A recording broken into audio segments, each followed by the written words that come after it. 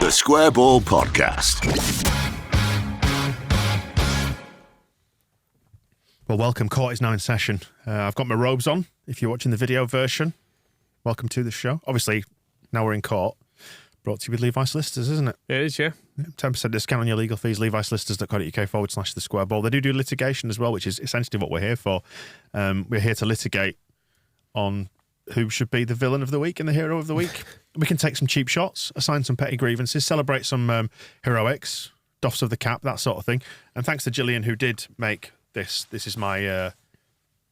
it's the murder cloth, isn't it? If you're going to sentence someone to death. We've not done that yet. Not yet. Feels like an extreme measure. Not yet, but we've not talked about Keith Stroud yet, so... Should we get into the Ken Bates Villain of the Week award? Where does Keith Stroud come into this then? Is he being nominated by you, Michael, or by you, Rob? I'll nominate him. Yeah. I feel like me and Keith have got a bit of previous. Leading candidate. You can add witness statements to this as well. People have sent in feedback, our TSB Plus members, about why they think these individuals or entities should be the Ken Bates Villain of the Week. I did go back and watch portions of this game just to be petty about Keith Stroud because I wanted to double check he was as bad as I thought he would. Even though he didn't make any actual game-changing decisions in this, in the way he has in the past sometimes. I think Philip actually sums it up quite well in his comment. He says, dickhead ref for basically guessing at least half the decisions in the game. Oh, yeah. Which I got the impression he was doing that. And I don't know, he felt like he got in his own head a bit and was like, I've already given a couple. I should really give one the other way. But every one of them was guessed and became more guessed. But he's got a very, he's very pointy as Stroud when you watch him talking to players. Like, he's really explaining his decisions. Like, I have guessed this, so please don't dispute it because I myself am not so sure and I don't want to have to justify it. He's got that kind of a vibe about him. So I went back and checked a couple of bits. The worst one that he missed probably was when Ampadu was running out with the ball, passed the ball, got fouled very obviously. Stroud was I'd say was about an inch from this. It happened directly in front of him and he's pointing at the ball. I mean, like, yep, that's the ball that Ampadu has just passed that you've missed there. And then when they played the ball forward again, he then gave the softest free kick in the world against Joel Pirro. I remember that's when the crowd kind of turned, did it? Yeah, I remember it was that. Right to turn. Yeah. It was a really obvious foul on Ampadu, a complete non-entity of a challenge by... I've just realised to call him Pirro. We did the pronunciation, didn't we? Pirou. Yeah. Pirou. Joel Pirou. Joel Pirou. Yeah. And the other one was a two-footer on Dan James, which looked awful from one of the angles that, again, Stroud just didn't even give a free kick for. It's the sort of thing that would probably be looked at by VAR and given as a red, but Stroud was just like, fine, championship, do what you want. But he didn't cost us, thankfully. And as if by magic, I've hopped over to the propaganda notes that we've got from earlier in the week, and I've found the clip of the pronunciation that Michael's just referring to there. This is where he's saying, what language do they speak in Dutchland? It is Dutch. Right. Dutch, Netherlandish. Mm-hmm. And this is him. Well, you can figure out what he's saying, actually. Ik ben Joel Pirou. Ik ben 15 jaar oud. He's Joel Pirou and he's 50 years old. 15 years old. Yes. And again? Joel Pirou. Joel Pirou. Joel Pirou.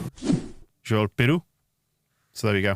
Any objections to Stroud, or should we just give it to him? I mean, I do have a nomination, but I must admit I've not even seen the full game back, so I can't comment on Keith Stroud. I just know his history, which is all you need to know, I think. Yeah, there's farmyard chat in some of the stuff that's coming, but that's probably best left off the recording. There's only one thing he needs leaving off, it's Keith Stroud. Yeah. Those poor football fans. Yes. Who have to watch him referee. Who are you nominating, Robin? I am going to nominate Kai Naismith, who was the goal scorer at the weekend. As Jelly says, celebrated his equaliser like we were supposed to have any idea who the fuck he was, when his Wikipedia reads like a who's who of Tin Pot Shithole Football League landfill. Which is a superb That's a great put down, isn't description. But yeah, he scored, which was unnecessary of him. And then also afterwards he gave an interview where he was saying that they essentially gave us too much respect and we're not the Leeds United of a couple of years ago in the Championship. And you think, well, why'd you lose to us then? Like, come beat us. It's not the W that you think it is. Yeah, is exactly.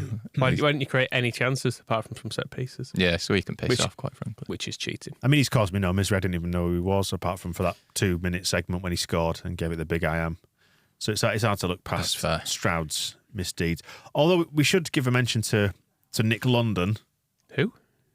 QPR iFollow guy. Ah, yes, that guy. Yeah, for calling Patrick Bamford a cheat, which he's not, is he?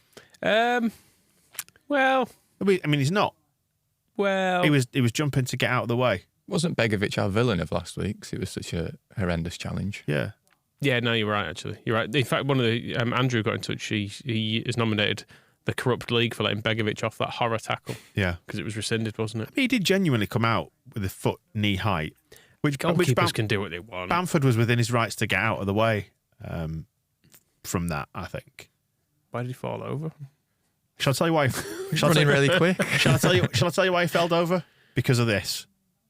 Ball, Begovic just helps it past him. Oh, there's no touch. It's a diving cheat. Strike it. Bamford. Bamford, the cheat, will take the free kick. Left foot.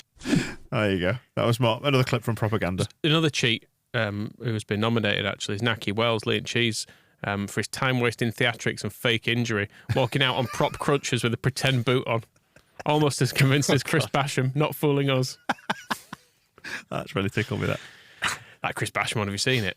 I actually, like Sam, my lad, he was trying to show it to me. I was like, do you know what? I don't need to see that.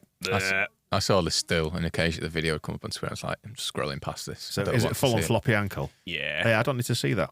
It looks. You can see through the socket. It doesn't look. It doesn't look rounded. It looks almost sharp. Yeah, it's really grim. Like a broken bone almost. Yeah, like that. Yeah. A lot like that. Yeah. Right then, some other petty grievances, and we can take some cheap shots if you want. Let's just quickly rattle through these. Who've we picked out from all the various nominations? TJ Wrightley nominating Bristol City because they had a lad named Yeboah on the bench and they didn't bring him on. Yeah. Ephraim Yeboah, no less, which sounds like a proper Football Manager regen, doesn't it? He does, yeah.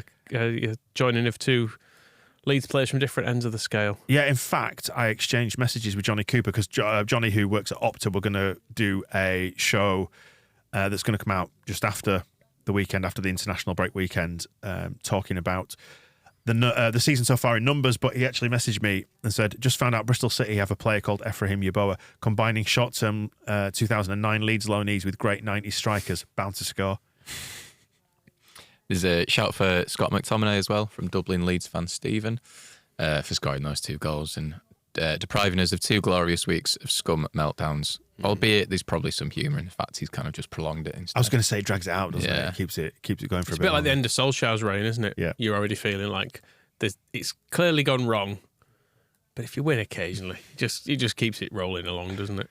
And I tell you, a good cheap shot nomination from Sarah actually for Gardner Hickman, which is a petty grievance of having too many letters in his name, and so the numbers on his shirt had to be lowered. Was that the number 22 by any chance? Very curvy, wasn't it? Yeah. His name. Yeah. Do they have big? Because Gardner Hickman doesn't fit. I'm sure there must be longer names, but it was really pronounced, the curve in it, wasn't there? Well, I do know that in the Premier League lettering system has a narrow font version for longer names. Like if you were going to put Alexander Arnold on the shirt, you can use the narrower letters, for example. But EFL's poxy, isn't it? So maybe not. I don't know. Yeah. But I noticed that from my seat, my perch up in the east. I was like, I've no idea what his name is, but that's really big because it was almost like a rainbow style lettering pattern. Who's having it then? Stroud? I feel like Stroud deserves it. I mean, we'll have another chance because he's a pure championship, isn't he? So we'll have him again. It does feel like square ball tradition that if he refs he's a villain. And we won 2 games, so... Yeah, I mean, nobody's really caused me much grievance this week, so Nah. yeah, I'm happy to... fine, happy to assign that to him. Congratulations, Keith. Another great award. You win a trip to Temple Newsome Farm. Onto the Gaetano Berardi Hero of the Week award. Gaetano Berardi himself needs to mention as well for getting himself a new job and for tolerating Massimo Cellino potentially for a bit as a coach of Brescia under-19s, as we mentioned in the weekly update. Right, in terms of numbers, where are we? Just very quickly on the player of the year and the player of the match scores for Bristol game. Archie Gray. 8.56 average out of 10. That's our TSB Plus members, by the way, scoring people out of 10. But yeah, no one was bad, essentially. Pat Bamford and Cooper were bottom of the list, but It's just the subs, basically, isn't it? I was going to say, Yeah. just people who didn't get much time. Grove and Ayling and Anthony all down the bottom of it, but Everybody 7 and above, basically. Everyone who played much of the game did fine. So, yeah, it's quite nice, isn't it? And player of the year, Ethan Ampadu, out in front at the minute, leading from Archie Gray. Which I think is fair for Ampadu. Mm-hmm. Right, so let's factor in those scores then when it comes to picking Hero of the Week. We can pick one Hero of the Week. We can issue some formal commendations. Doff the cap if we like as well. Who is taking on the first nomination then? Michael or Rob? And who are you going for? I'll step up first. I'm not sure if he's won it yet this season. But, I mean, it was a pretty steady week, wasn't it? But I think I'm going to nominate Sam Byram. As Rachel says, Sam Byram is a hill I'm prepared to die on this season. Brilliant again, and his header off the line late in the second half was crucial. And I think it was it after the QPR game where we'd watched it and I was just saying, I can't believe that what this team needed all along was Sam Byram at left back. But he's just made it better. He makes us feel safe, even though he's a right back. He just does everything right. It's a great story that he's back in Leeds. He's buzzing to be playing. He's allowing Jamie Shackleton to play with his hero. It's just a great story. And we were talking over on the main show about just how we like everyone again. I think he's a big part of that. I really like Sam Byram. Very good. Michael, counter that argument if you so desire. I think it's only fair to mention the other fullback, who wasn't a fullback until the weekend. Now he's the best fullback in the world. The child fullback? The child fullback. Yeah. Yeah, I think misbehaving when bathing, actually. When bathing? Bathing. Sums it up quite I thought you were nicely. trying to be very street then. No. He says, I have a pride in Archie. That is ours, which I shouldn't really have. He's not my kid. Yeah. Which is fair enough. I think there's a feel good of having those two, because even though Sam Byram is now a 30-year-old man, I'll still go, it's little Sam Byram on the wing. Yeah, ruffle his hair. Lovely stuff. Yeah. But yeah, he's obviously far too old for that now. But yeah, I mean, Gray's he's just so good.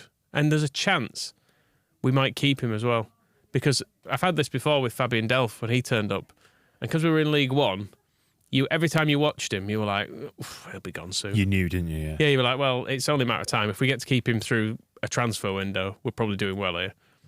But with Gray, because we're up near the top of the league and we might go up, I can play out a full fantasy in my head where we go up and he stays for the next 10 years and captains us to, winning some stuff. Breaks the appearance record. This is just a Football Manager save that you're describing, isn't it? This is how it'll ideally work on the new one. I mean, I didn't buy the last one. I might buy the new one and go into the editor before it starts and just make Archie Gray the best player in the world. I did look the other day when the new one comes out because I thought, this Leeds team will be really good on it. He might already be the best player in the world. You don't know. Should be. He absolutely should be. But yeah, just what a performance to be dropped in at right back and to be targeted as well, because they definitely were going at him, the big diagonal balls. Mm-hmm. And he was just calm on the ball. He was taking it past people. He was defensively, he got isolated one-on-one a few times, made really good tackles. I think he could probably play anywhere, because we've already seen him play a couple of different roles in midfield, haven't we? Now at right back. I mean, someone in the comments said, could he be like a Stuart Dallas? But truthfully, he's probably better than Stuart Dallas, isn't he? Dallas was he was almost unexpectedly good in every position, was Dallas. And it was late in his career that this happened. This is right at the start of Archie Gray's career, and he looks ace. He is ace. It's going to be hard, I think, to take this award from him this week, I have to say. Sorry, Rob, but we can give out some other mentions now. Formal commendations, doffs of the cap, if you like, for other players who have made us happy this week. And to be fair, 2 wins in a week, there are quite a number. Ruter, for example, getting some love from a variety of people. Oh, and somebody's indulging in the Wi-Fi joke that Moscow's been trying to propagate about Ruter Wi-Fi. Sorry, don't do that. That's another Dan who's doing that. Stop it. Wisconsin Todd described his passing as pure sex. Yes. Which is fair. Yeah. Absolutely fair. Good God, here's the truth. Is nice as well. Not even getting any stick for his miss either, which was nice, because, I mean, that was bad. Yeah. Quite difficult, though, to put a ball into a net when it's pinging at you. Not for him, maybe, because he's a professional. But... And, I mean, he didn't need to do anything with it. Just need to let it hit him and not send it skyward. But, give him a break. Love for Somerville, Strauch, Farker, the little scum bastard, Kamara all gets mentioned. I do like how Kamara just looks like a good player. Like the way he just controls it and turns and passes the ball. It reminds me of, do you know how you just see so many championship cloggers who just look like they don't know what to do with the ball? A bit like Rasmus Christensen, maybe. Whereas Kamara just looks like he knows what he's doing. You think, oh yeah, he's a good footballer. Is Rasmus not turning it around in Italy? Is he not? He got 20 minutes at the weekend, came off the bench, and 20 minutes was enough time for him to attempt 10 passes. Can you guess how many he completed? Is it none? Having seen him play, I'd say at best it was 2. It was 2. It was 2. He had a 20% passing accuracy, old Rasmus. And I bet if you go back and watch them, it's just like the winger managed to just about get a toe on it as he banged it down the line or something. And it's gone out for a throw-in. Yeah. Nothing happened after that, but it's like, oh, you got your head on that. That's a completed pass. I feel a bit bad picking on footballers because I think you've got to view him on a more human level these days. But he's just like objectively not a good footballer, is he? Yeah, he keeps getting mentions in the email, and I keep saying like it is getting to the point where I feel a bit bad now.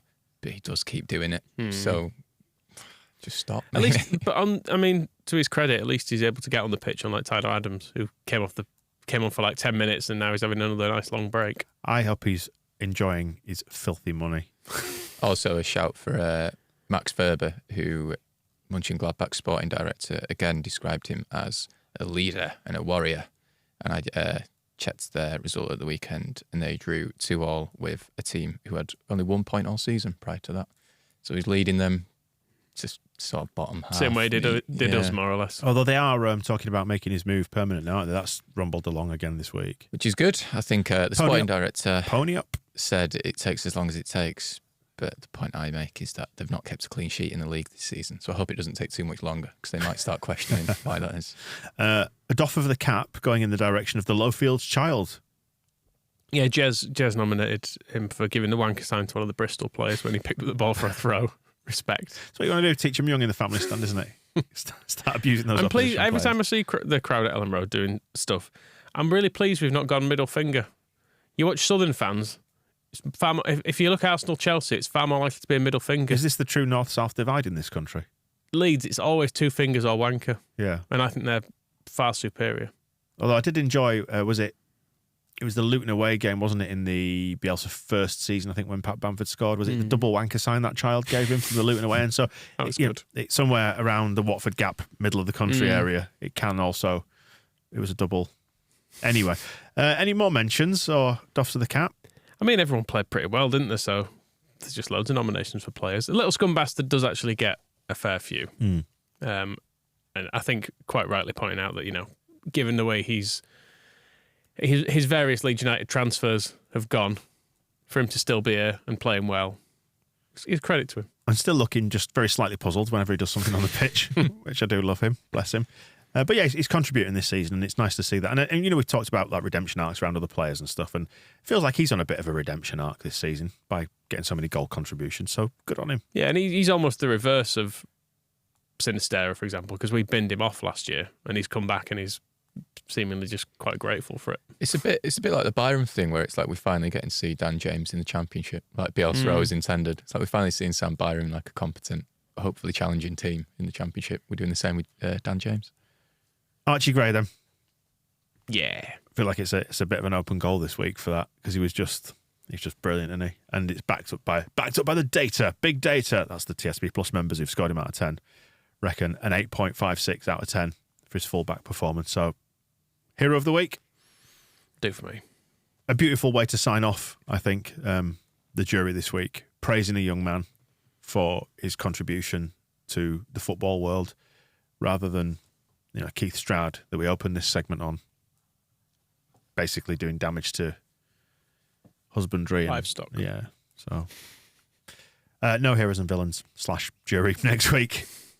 Might be getting shut down. Got to speak to Levi solicitors, but we'll return with it after the break. We'll see you soon. The Square Ball Podcast.